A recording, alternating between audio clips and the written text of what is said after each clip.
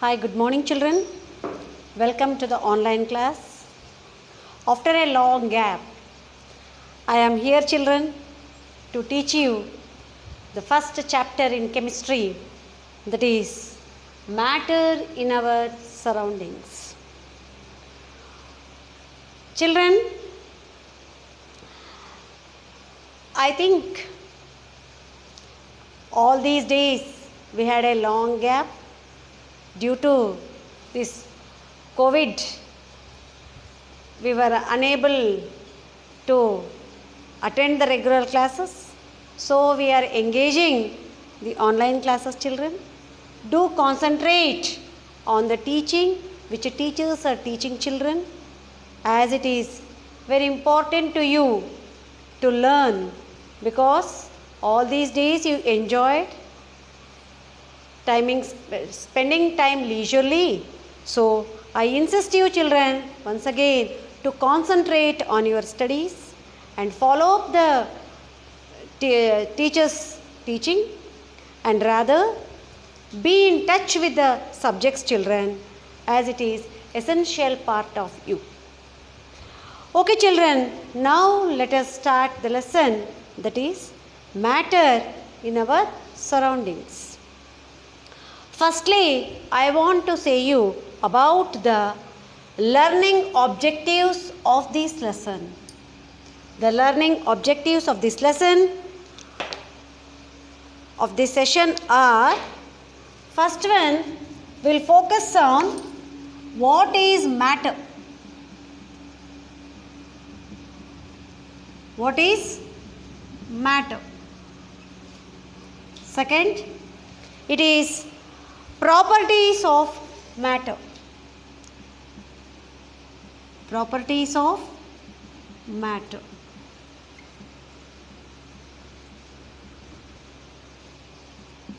Properties of matter.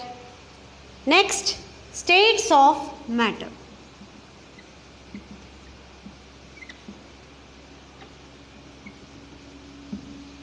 Okay, children, let me move forward towards the lesson. We see a large number of things of different shapes, sizes, texture, color. When we look around, see, just like this pen, duster, and this bottle, isn't it? They are of different sizes, shapes, and color also are different. Isn't it, children? Since earlier times, we see a number of things. Since earlier times, human beings have been trying to understand their surroundings. Earlier, Indian philosophers, they classified matter into 5 basic forms, 5 elements. They are nothing but Pancha Tattva. Pancha means 5. Pancha Tattva. 5 Pancha Tattvas means they are 5 in number. What are those? Pancha means 5, I told. First one is air, children. Second is water. Air, water, fire, earth, and sky. Our human beings, they started to understand what our surrounding is made up of. So our Indian philosophers, they understood and came to a conclusion that our surroundings is made up of these 5 basic elements called as Pancha Tattvas: air, water, fire, earth, and sky. All the 5 basic elements of matter are, again I say, repeat, air, water, fire, earth, and sky. These. Okay then, children, now tell me, what is matter, which you studied in 5th standard, I think. 5th, 6th, 7th, even 8th. You know? Yes, any one of you, can you define or you say the definition of matter? Same thing children. Anything that occupies space and has mass is called as matter. Anything that occupies space and has mass is called as matter. What is matter?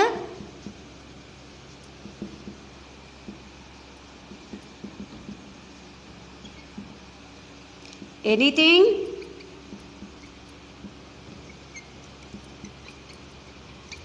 that occupies space and has mass is called matter. Okay children? Yes. For example, now I am occupying space here. I am standing and explaining, isn't it? I am occupying the space and I am having weight, isn't it? So I am matter. Okay children, now we come across many things in our surroundings, same as some qualities, some manners. Then we come across, isn't it? Even they are considered as matter children? No. Only the things which occupy space. Space in the sense place that should be occupied. Suppose I am saying now this duster, it is occupying the space on my hand, so it is a matter, isn't it? It is having weight, isn't it? Some weight is felt, so it is matter. Space and mass are important. Mass in the sense it is weight. Okay children, space in the sense placement, where it should be occupying place. Okay, there are some things which are of not matter. We'll see then what are the things which are not considered as matter. Children, the emotions like I love my children, isn't it? I love you all children. That love, that affection which I am showing towards you cannot occupy space. It doesn't has mass, so it is not considered as matter. Emotions, affection, maybe feelings, these like mercy, sympathy, hatred, jealousy, these all are not considered as matter children. All the emotions are not matter. All the thoughts, what you think, even they are also not matter. Senses also, they are also not matter children. Okay then, still what all are not, even touch children, like they won't occupy space and will not have any mass, so even touch also is not considered as matter. Smell also is not considered as matter. Okay then, totally all emotions, thoughts, senses, smell, touch, all these are not matter.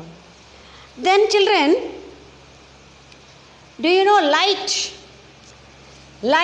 Is light a matter or not? Light is also a not matter. Light, what is light? Light is energy. Energy is nothing but in the form of wave it is. Light energy is in the form of wave. It is not occupying space and has no mass. So light also is not an matter. Then children, okay then, you have a doubt, light is not an matter. Now we go for air. Is air a matter? Yes children, is air a matter?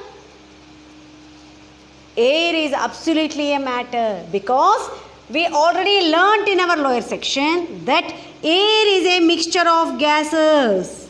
There are many gases present in this air, like nitrogen, hydrogen, oxygen.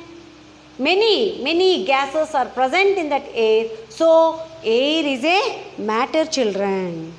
Okay children, we know now what is matter and what is not a matter.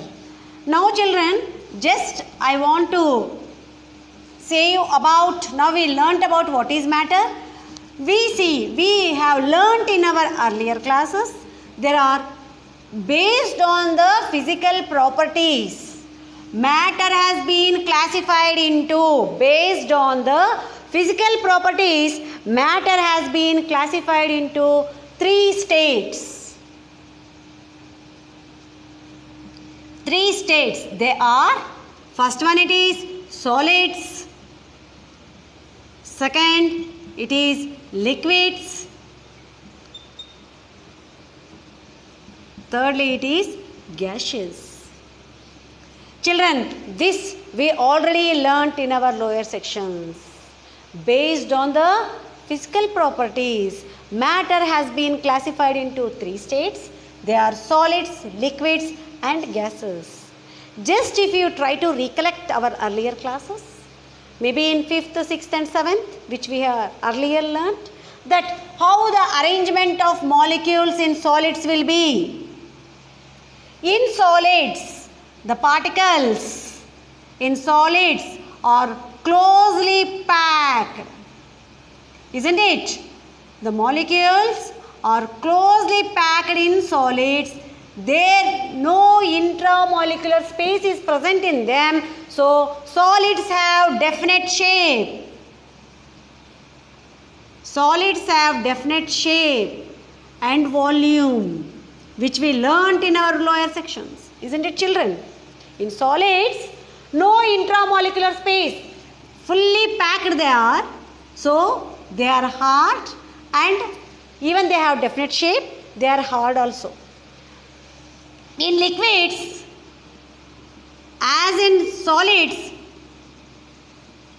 they are totally packed in solids, but intramolecular space is present in liquids.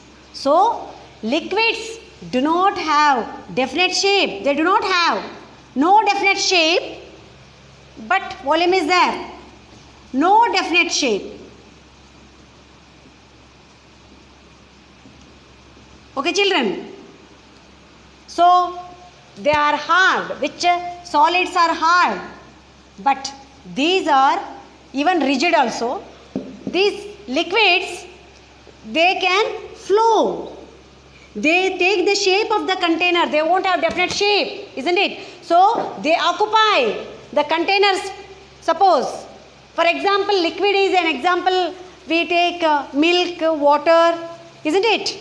That if milk won't have any shape. If you put in a bowl, it occupies bowl shape. If you put in a glass, it occupies glass shape. If you put in a plate, it occupies plate shape. Isn't it? It won't have definite shape. It takes the shape of the containers. But they flow. Because of this intramolecular space is there, the force of attraction between these molecules is less. Here. So, they will be moving. The force of attraction is less. Then if you go for gases, they move. There no one to ask for these gases. The molecules will be moving in a zigzag manner. No fellow is asking them. So, they won't have definite shape and volume also, children. So, more intramolecular space between them. Force of attraction is less between these molecules. So, they lack in the definite shape and even volume, children. In the further class, I will be explaining to you the properties and even the states of matter in detail. Thank you, children. Sir, not even 10 minutes.